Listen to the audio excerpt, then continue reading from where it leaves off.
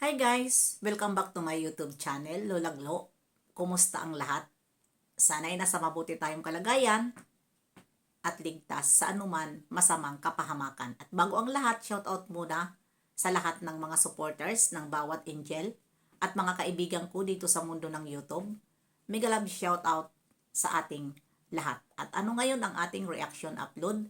Nandyan po sa akin thumbnail ang mga angels, lalong-lalo na si itong Krista at Bibi Biancy and Bibi Carla. Ang tatalakayin natin, itong iilan supporters ng Krista na kumbaga ay sa kanila lagi nang gagaling ang kaguluhan.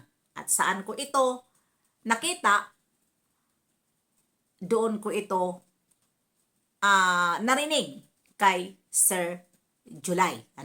Reaction. Dahil dito ay nabanggit ni Sir July na itong iilan na supporters ng Krista na medyo magulo at mahilig magpakumpara. Yun nga na sinasabi, ang pinapaano nila na ito si Tatay Alan at sino ito, yung tatay ni Bibi Biancy ay mga batugan. Yun batugan yun dahil sinabi nila walang trabaho. Mas maganda pa daw yung tatay ni Krista dahil may trabaho. Huwag po kayo mag-message ng ganun o mag-comment, lalong-lalo na kung saan-saan, dahil po hindi nyo po alam kung may trabaho ba o wala itong person na dinadown ninyo. Una sa lahat, nung hindi pa sila ibinablog, nabubuhay sila sa sarili nilang sikap at nabuhay nila ang kanilang mga anak. At bakit nyo nasabi na walang trabaho? Si Tatay Biran ba yon? Ay mayroon na po siyang babuyan. At ano pa, yung mga bigay ng mga pinanghahawakan nila na hindi nila sinasubasta, kundi pinanghahawakan nila para hindi maubos. At dito naman sa kay Bibi Carla, tatay, nakita naman po natin, 'di ba? Nasa laot. At kahit sakitin, si Nanay Cynthia tumutulong pa rin siya sa gawaing hanap buhay ni Tatay Alan. Mahiya naman kayo. Bakit ganun ang inyong mga message at mga comment? 'Di ba? Talagang magkakagulo.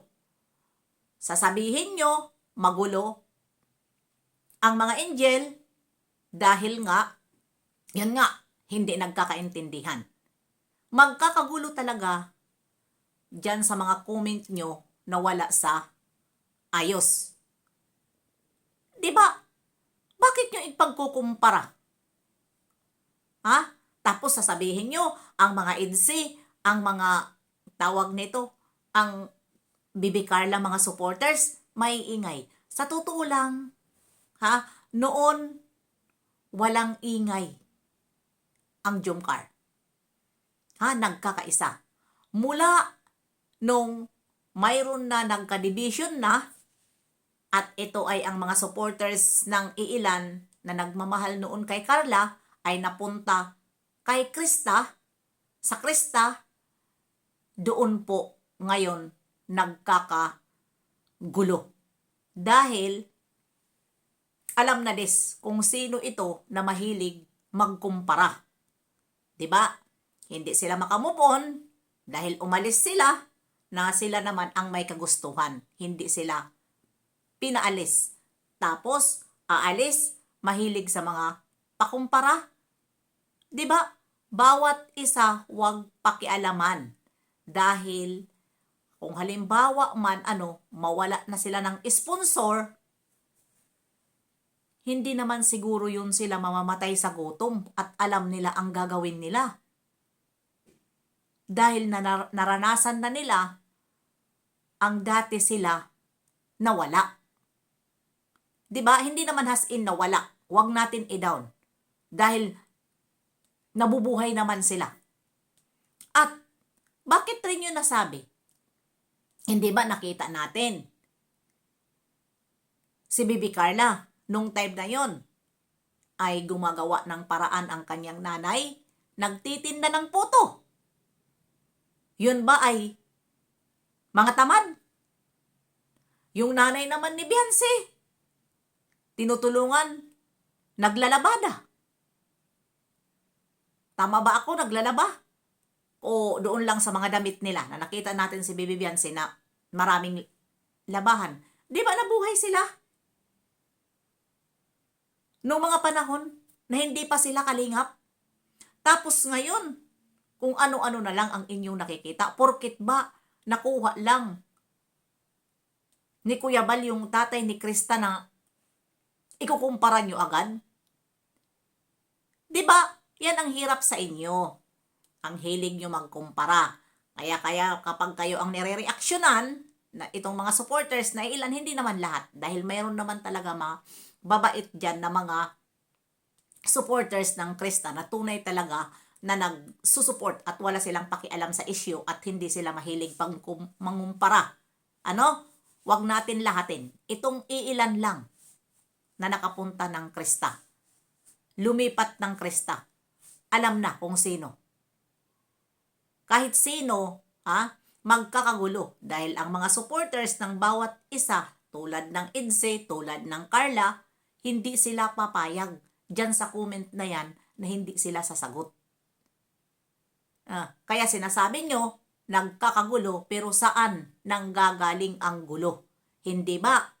Dyan sa pakumparahan, dyan sa mga supporters, tapos sasabihin, magulo ang Kalingap, hindi nasasaway ni Kalingap Rob. Sino ang nasisisi? Si Kalingap Rob, si Kuya Bal.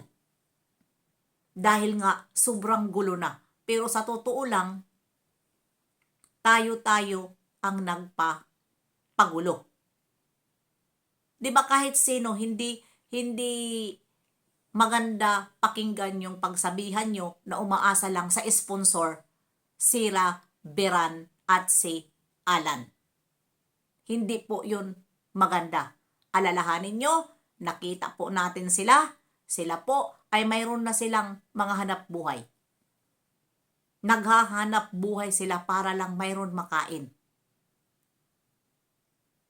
Tapos ngayon na nagkaroon sila, ganun ang sasabihin ninyo dahil mga inggit kayo, nagkakainggit kayo na nagkaroon sila. Yun po ay bigay na blessing sa kanila dahil sila po nung mga panahon nagtrabaho sila ng marangal, para mabuhay ang kanilang pamilya. Hindi sila nanloko sa tao na para ipakain sa kanilang pamilya. Hindi sila nagnakaw o ano paman para ipakain sa kanilang pamilya. Kaya gumawa ang Panginoon ng way na sila ay magkaroon sa pamamagitan ng pag-vlog ng Kalingap. Kaya nakilala sila ng karamihan at minahal sila. Dahil nagpakita din sila ng mga ugali na maganda at nagustuhan ng mga taong tumutulong na mabubuti ang puso. Tumutulong sa mga taong nangangailangan. Tulad dito kay Tatay Beran at kay Alan na ayan naman ngayon, na kinakainggitan kung ano-ano na lang ang mga paratang, panghuhusga, kisyo mga tamad, umaasa sa mga sponsor, umaasa sa mga bigay. Diba? Maganda ba yung inyong mga paratang? Hindi po maganda yung paratang. Kaya, ayan, nakapag-reaction ako. Dahil nga naman ay, alam nyo naman ako, kahit hindi ako pumapasok doon kay Sir July, ako po ay naka-BG. Lagi dyan. Dahil minsan, dyan ako humuhugot ng reaksyon kay Sir July o sino pa man na mga reaktor. Dahil si Sir July naman talaga ang nagre-reaksyon ng patas.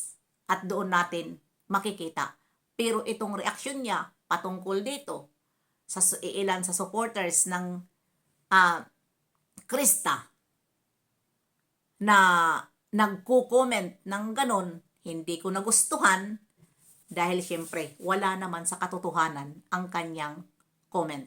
At ito ay matagal na nilang pinagbibintangan na alam naman ng lahat, bawat supporters na sila ay mayroon silang mga trabaho bago nakuha ni Kalinga Prab.